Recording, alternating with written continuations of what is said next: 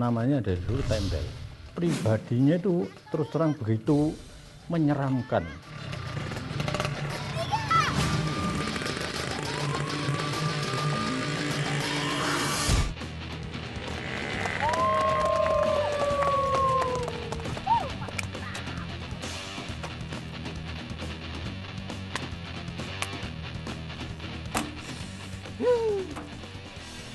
Sesuai perjanjian.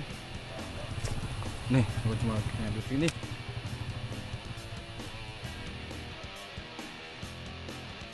Max.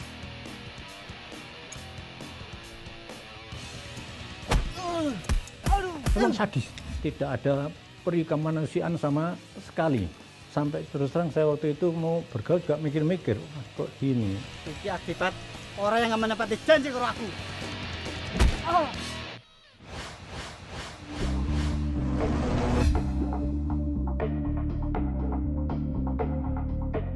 Dia sendiri juga dulu bekas anak buahnya orang yang berkuasa di Malang sini untuk mintai jatah-jatah itu. Di situ bacoin orang, berantem, rasanya nggak, gimana ya, nggak punya kasih sama sekali. Jadi nyiksa orang itu hobi saya. Mukulin orang, pokoknya saya dijulukin orang paling kurang ajar di daerah saya. Memang betul-betul saya punya temen ini, satu ini memang, aduh, memang benar-benar nggak bisa, kita orang nggak bisa mengendalikan. Ada masalah. Nakal sekali, keluar masuk LP sudah biasa. Apa? Sampai nggak mau bayar? Saya dijulukin orang nekat paling edan. Saya nggak mikirin nyawa, saya kepingin mati. Kamu Herul kan? Satu hari saya dipukulin itu, saya nggak kuat, saya pergi kabur. Bapak kamu itu keterlaluan ya. Kalau dia udah nggak mau ngurusin kamu, Mbok jangan dianiaya seperti ini tuh. Mentang-mentang kamu ini bukan anak mereka.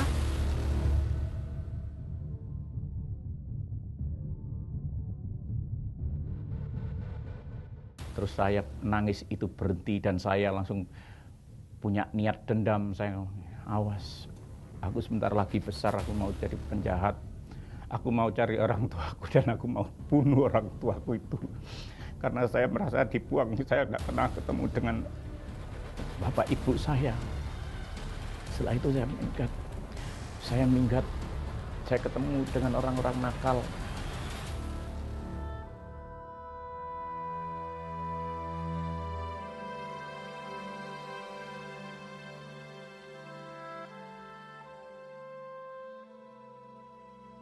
Saya kelas 5 SD sudah main pelacur. Saya butuh kasih sayang. Saya dipeluk dengan penjahat-penjahat. Dan hati saya punya rasa dendam yang amat sangat sama kedua orang tua saya. Saya mau cari orang tua saya, kok tega membuang saya.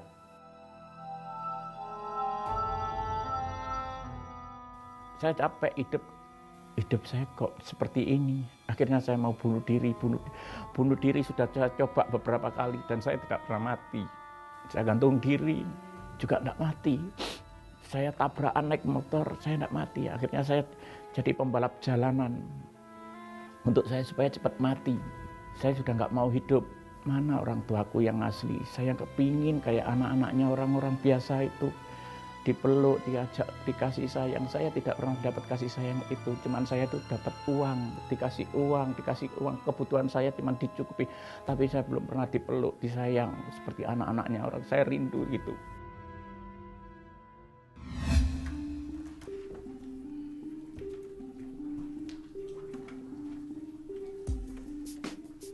Ayo. Kelakuan bapak saya tiru. Dia judi, dia minum, dia main perempuan. Keluyuran, main perempuan, main judi, mabuk-mabukan. Oh jadi apa kamu, ha? Orang tua, diam kamu. Bapakku juga bukan. Terserah aku mau ngapain. Berani ngelawan orang tua kamu. Bapak saya memukul saya tangkis, saya pegang, saya hajar bapak saya. Sekali lagi kamu mukulin aku, tak bunuh kamu. Ibu saya kaget, loh Khairul kok ngelawan? Eling, Eling, Eling, itu bapakmu. Bapak yang merawat awas kalau kamu ngajar aku lagi, aku bukan anakmu, kalau kamu ngajar aku lagi, kamu tak ajar lagi. Tak bunuh kalian. Setelah itu bapak saya tidak berani mukul saya, ibu saya nggak berani. Berapa bulan lagi bapak saya meninggal dunia.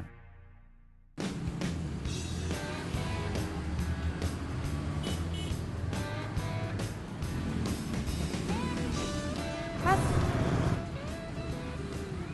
jalan luar tuh gimana ya? Itu nggak jauh dari sini, Mbak. Tapi mobil nggak bisa masuk karena jalannya kecil, Mbak. Terus gimana ya, Mas? Setelah itu setelah balap menangan, saya nikah dengan anaknya. Tahun itu orang paling kaya di Malang. Perkenalkan. Saya sudah mau belajar bertobat. 3 tahun saya belajar bertobat setelah saya nikah. Dan istri saya selingkuh, saya balas selingkuh.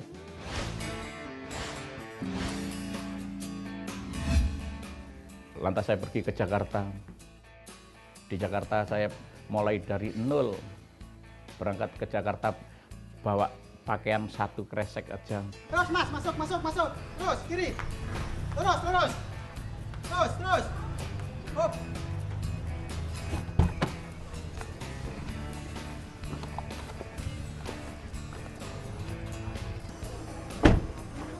Loh, Mas Tebel? Kok sampean ada di sini, Mas?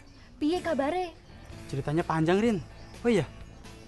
Kamu kesini sama siapa, Rin? Oh iya, aku lali cerita. Ini loh, ini tuh kok Alio. Kok ini orang yang waktu itu aku ceritain. Timbul pikiran saya itu pikiran menghalalkan segala cara lagi. Akhirnya saya masuk ke diskotik, saya ketemu teman-teman narkoba.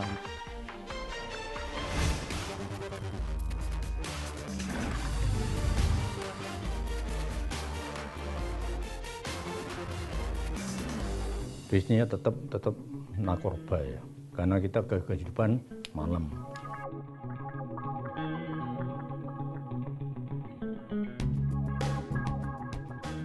Setelah dia masuk di LP, putus hubungan.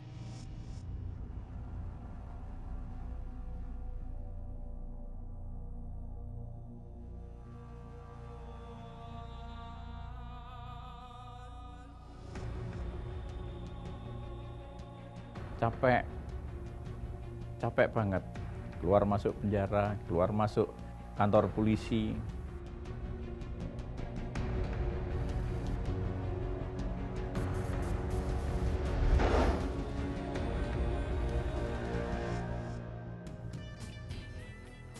Keluar dari penjara, saya tinggal di Bali. Akhirnya saya banyak uangnya, saya nikah dengan beberapa perempuan sampai 12. Saya itu butuh kasih sayang. Saya butuh itu. Saya tidak mendapatkan sama sekali. Makanya ketika saya nikah sampai 12 kali itu tidak ada cinta. Semua karena narkoba, semua kenal di diskotik.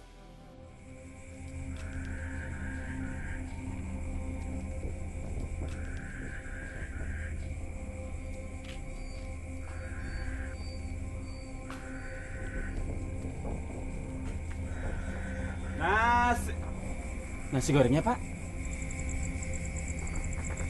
Makasih. Nasi goreng.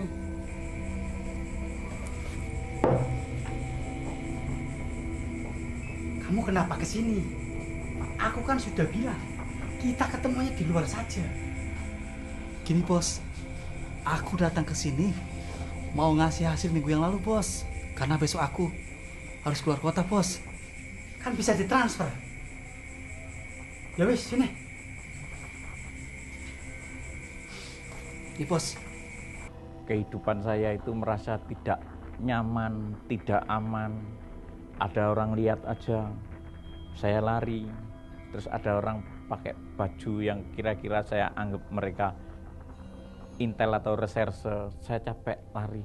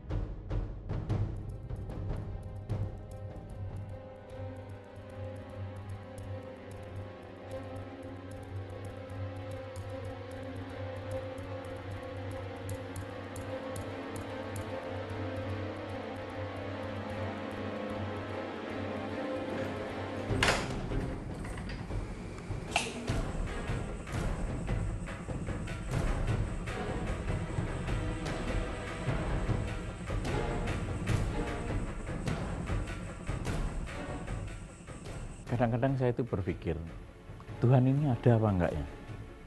Kenapa aku dibiarin jahat seperti ini?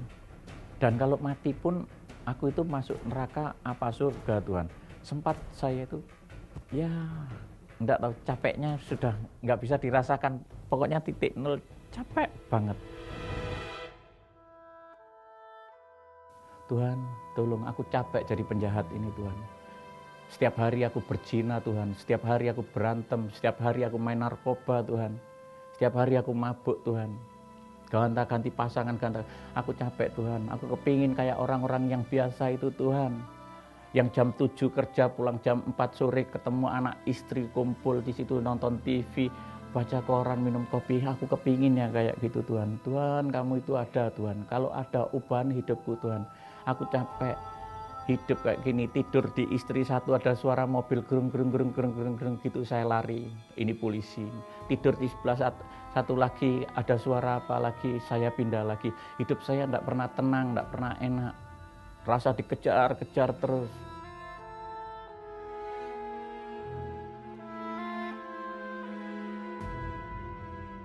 Saya dipanggil, ada orang yang pakai jubah putih, rambutnya panjang gitu di atas bukit. Dan dia manggil saya, ikutlah aku. Dan dia ngomong, akulah jalan kebenaran dan hidup. Tidak ada seorang pun yang datang kepada Bapa kalau tidak melalui aku. Langsung saya lihat, oh iya, Yesus. Setelah itu saya juga nggak percaya begitu aja. Saya telepon anak buah saya, bro, saya pergi ke diskotik, tolong siapin aku. Perempuan yang cantik-cantik 2, sabu-sabunya 2 gram, ekstasinya 10. Dan minumannya 2 pitcher. Begitu saya masuk ke diskotik, ngerokok mulut saya pahit. Minum saya juga nggak bisa mabuk. Saya nyabu juga nggak bisa on. Ketika saya makan ekstasi beberapa butir, saya juga nggak bisa on. Dan saya manggil perempuan itu, saya peluk. Nggak ada hasrat, nggak ada nafsu. Terdengar di telinga saya terus yang mengaung, ikutlah aku. Ikutlah aku, ikutlah aku, ikutlah aku. Sampai lama akhirnya saya pulang.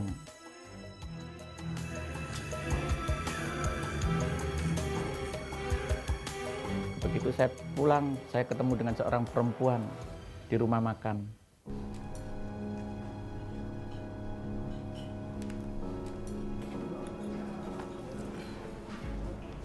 Sendirian saja? Mau kemana, Ci? Mau ke gereja? Saya pikir dia orang nakal, katanya dia mau ke gereja. Ya udah, silakan lanjutin makannya, Ci.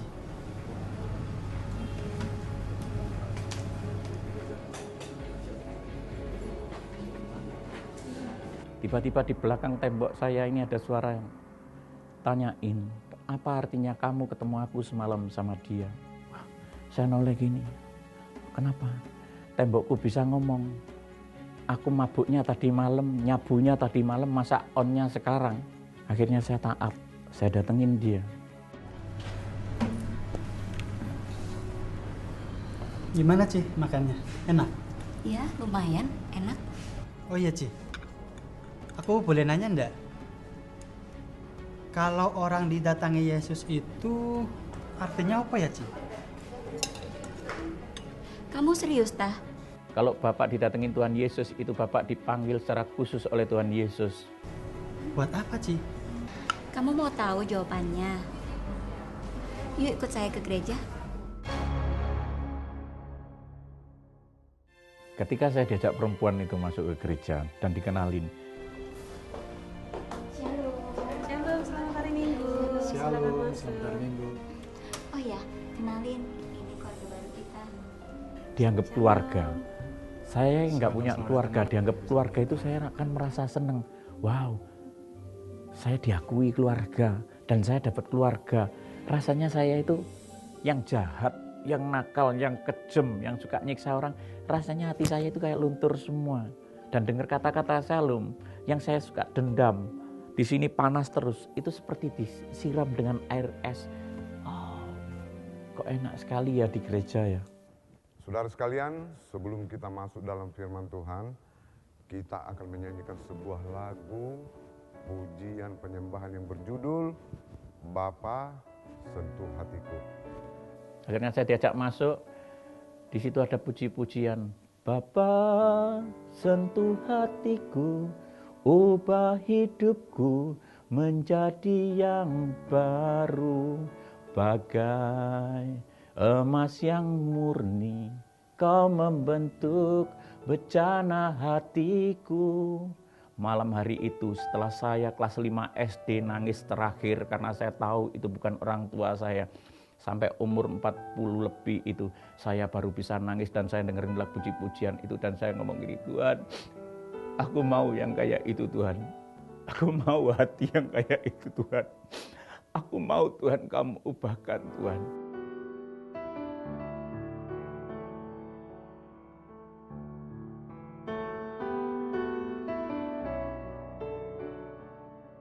Saya yang rindukan, saya temukan, ini yang saya temukan. Oh Bapak, ini yang saya temukan. Seperti saya dipeluk dari belakang, saya nangis sampai air mata saya itu tidak berhenti selama pujian itu. Dan saya mendapatkan kasih sayang yang luar biasa, yang tidak saya ketemukan di dunia ini. Dan saya ketemukan di dalam pribadi sosok Yesus Kristus. Firman-Nya juga pas, 1 Korintus 3 ayat 16 dan 17.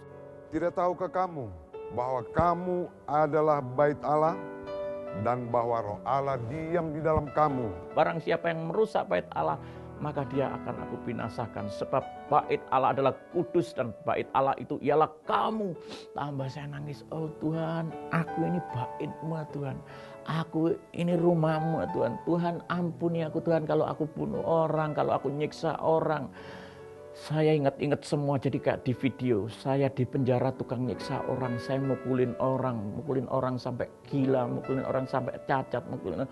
Semua bait Allah itu semua. Tuhan, Tuhan ampuni aku Tuhan, ampuni aku Tuhan. Saya nangis terus. Langsung saya ngomong gini, Tuhan kalau mujizat-Mu itu ada, tolong ubah aku Tuhan. Mulai dari hal yang sepele Tuhan.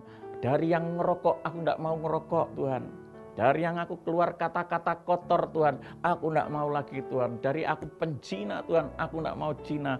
Judi, berantem, narkoba, aku sudah tidak mau itu semua Tuhan. Kalau memang mujizat-Mu itu ada, ubah aku Tuhan. Dan selamatkan aku, gimana caranya aku tidak mau seperti ini Tuhan.